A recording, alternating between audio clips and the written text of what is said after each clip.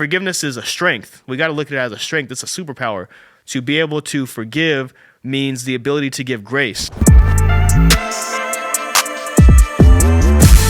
Yo, what's good, everybody? Welcome to the From Boys to Men show. We're going to talk about I don't want to say taboo topic, but I guess kind of taboo amongst men, where we don't want to talk about forgiving others. We don't want to talk about healing. We think it's soft and makes us, we'd say, suspect. And we never want to actually take the steps to actually heal and forgive one another. But we got to talk about forgiveness because we all know that it can help you. Forgiving somebody can actually help you free yourself from the shackles of, whoever hurt or harmed you. And that's great news. But then some people might be watching this was like, bro, I don't want to hear about forgiveness. I'm not talking about that. Who cares? Not a big deal. I could just hold on to it, or I can just learn how to ignore it. But let me tell you how actually learning to forgive and heal in this way, number one, you're not doing it for this person that you're forgiving. You're doing it for yourself. But also how it can help you get to a new level in your life, because if you're holding on to this baggage, it's actually it's a weight. It's holding you down. So anyways, I got a story for you guys. And the story is actually with my own dad, and the story of forgiving him after all those years of being incarcerated, right? Being in prison for almost 24 years. A lot of resentment was built up. I was angry at him. I would, sometimes tell people that, hey, he's my father, but he's not my dad. It's different, right? And I would be frustrated, and there was a lot of aggression, and not oftentimes, but sometimes I would be disrespectful to him because I was lashing out, right? And so, excuse me. And so anyways, learning to forgive that person that's making you act that way is actually going to help you get to next levels. And so it comes to the point after the 24 years, it comes to January of 2020, a couple of years ago, right before the freaking crazy, the pandemic broke out, and, we weren't sure if we were going to live or not. January 2020, my dad is calling me more often, and the tone of the conversation is a lot different, where he's basically alluding that he's going to be coming home. Now, keep in mind that he's been doing this for years. Like, if you guys know anybody that's in prison, you understand that part of, I guess, them trying to keep the light in their eyes and trying to keep hope and trying to, basically keep you on your toes of when they're coming home, is trying to keep it a surprise of when they're actually coming home. So my dad would say, like, well, little comments like, well, I might be coming home soon. Maybe this Christmas, I might be there. I don't know, blah, blah, blah. And he'd say these things where it would put hope in me, like, dang, maybe he is coming home this Christmas. Maybe for my next birthday, he will actually be here. And then year after year after year after year, he wouldn't be at my birthdays. He wouldn't be at these events. He wouldn't be at graduations. And so it got to a point where I just didn't believe him anymore. And so all these years of built up resentment, basically, I didn't want to talk to him, right? I was just tired of I didn't want to hear from him. I didn't want to talk to him. And I was frustrated. Now, January 2020, he's doing the same thing that he's been doing all these years, which is saying that he's coming home soon, but the tone was different. It was a little bit more serious, and he was letting me know, and I think actually he had to let me know because he couldn't surprise me because he needed someone to pick him up. So it wasn't like he could just surprise me and pop up, behind me like when I was at work or something like that, like he would have planned or like he would have liked to do, but he needed someone to pick him up, so this was a different story. So he tells me he's about to come home soon. I say, cool. So, like, who's going to pick you up? Like, how are you getting back here? Like, what? Like, I'm not picking you up. No. But anyways, I was like, so, okay, cool. So what are we doing? How are we setting this up? And obviously he's like, well, I'd like to have you pick me up. I said, cool. But we got to have this conversation first, because I'm not going to lie to you. I'm frustrated. I'm upset. I don't really know how to feel about you coming home. I should be excited, but I don't really know how to feel. It's bittersweet. And he's like, well, okay.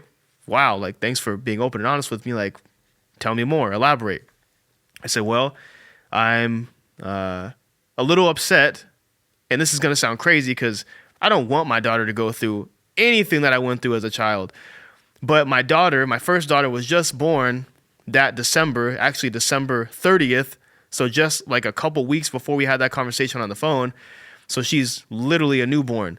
And I'm thinking in my head, I'm like, well, I'm frustrated because, my daughter, Zuleika, is not going to have to go through the same things that I went through with you. And she's going to basically you're going to be grandpa that can do no wrong. You've never made any mistakes. You've always been here in her eyes. But for me, I still got to learn how to mask and heal and forgive and be able to fix these pieces that seem broken inside of me, right?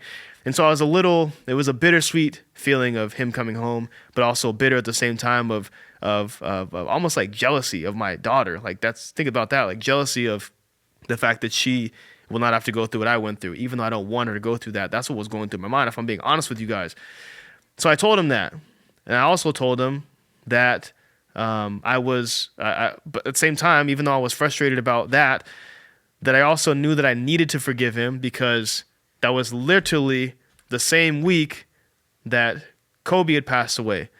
When Kobe Bryant had passed away, it shook the world. Right? This is somebody that most people, even if I don't even play basketball, I've never played. You guys are going to think I'm playing. I'm not kidding. I've never played a game of basketball in my life. I don't know the rules. Like, I don't know, like, the different dunks. I literally don't, I know nothing about basketball. And I went against, what I'm saying, I guess what we're supposed to do as black people. I didn't play ball like that. I did skateboarding, so complete opposite. So anyways, I don't know anything about basketball, and Kobe was still a hero of mine for multiple different reasons, just how he carried himself, the passion that he had for the game. I used to watch interviews of him, like the way he would comport himself and the way he would articulate himself. Like, it was just awesome. I loved him as a person, and another one of these mentors that, even though I didn't know personally, I still drew knowledge and wisdom from. So when he passed away, it shook me up just like it did the rest of the world. And it reminded me that things could be over so quickly. Things could be over like immediately, and you have no control over it. He wasn't the one flying that helicopter. Somebody else was and even the pilot didn't have any control because the wind took the whole helicopter over. So literally, like, what can you do at that point, right? I don't care how skilled of a pilot you are. If, the wind or a hurricane or tornado says that you're going down, you're going down. And so there's a lot of things that can happen that are not in our control. And it was a very real situation for me to realize that this could happen to me or my father or my wife or my kids or whoever, which means that I need to forgive everybody. I don't want to have any problems with anybody. I don't want to have any beef with anybody. I don't want to have any issues whatsoever with anybody. And so the biggest feat for me would be forgiving my dad. And so that's where I started. I said, so Dad, we got to have this conversation. Like, I'm going to be brutally honest with you about how I feel about you right now. And, the kind of almost indifference of you coming home. And we're going to talk about it. And after this conversation, let's just take it day by day. Let's start from square one. He said, sure. He was open to that. And since then, we had that conversation. And we hashed it out. And literally from after that conversation, I kid you not, like from that conversation on, we've been best friends. We talk on the phone all the time. Not every day, but almost every day. I can call him about things that I wouldn't call my mom about. Obviously now, me being a man, I can connect with him on manly things and issues that kind of the men go through. That's kind of exclusive to the man experience. And I'm really grateful for that. But that wouldn't have happened if I didn't take the step of forgiving. And again, painting the picture of why forgiveness is so important. I started the episode off by asking, well, why is forgiveness important anyways? Like, we give you the basic thing of forgiving, the person who wronged you or hurt you is going to help free you from that hurt. And so you can kind of go on and live your life. That's cool. But forgiveness is a strength. We got to look at it as a strength. It's a superpower. To be able to forgive means the ability to give grace and to show mercy, right? Like, to be able to forgive someone, they wronged you, you didn't do anything to bring that hurt on. You can show them grace and mercy for forgiving them and just being like, hey, listen, it's all good. It's all good. People make mistakes because inevitably, because we're not perfect, we're going to make mistakes too, and we would hope that that person would forgive us. Now, think about this. I want you to imagine that you have 1,000 balloons filled with helium tied to your shirt and some on your pants, and they're hooked on. And normally that amount of balloons might help you lift up off the ground. But you have these 100-pound ankle weights on, and so you're not going anywhere. you're just stuck on the ground, but you have all these things that are supposed to help you lift up. You can't move because you have these ankle weights strapped to your ankles, and therefore you're weighted to the ground. Now, when you forgive someone, it's literally like taking off those ankle weights. Very simple to do, but hard sometimes.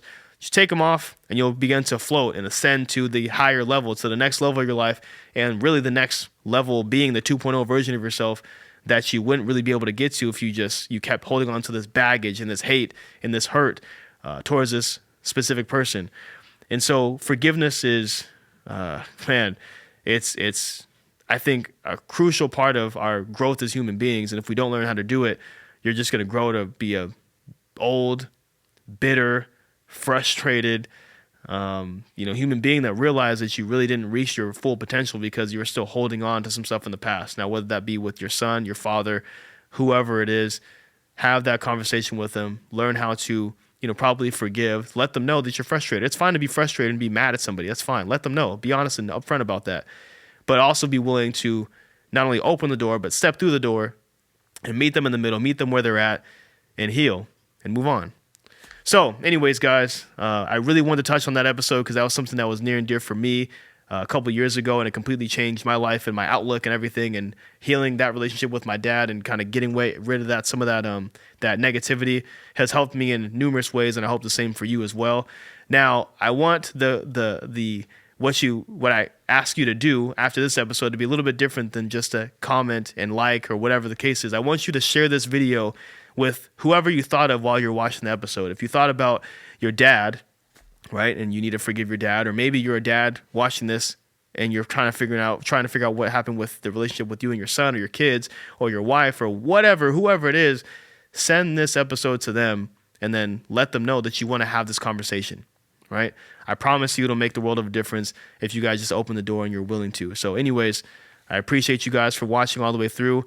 Make sure to subscribe if you haven't already. I will see you guys next time. Bye-bye.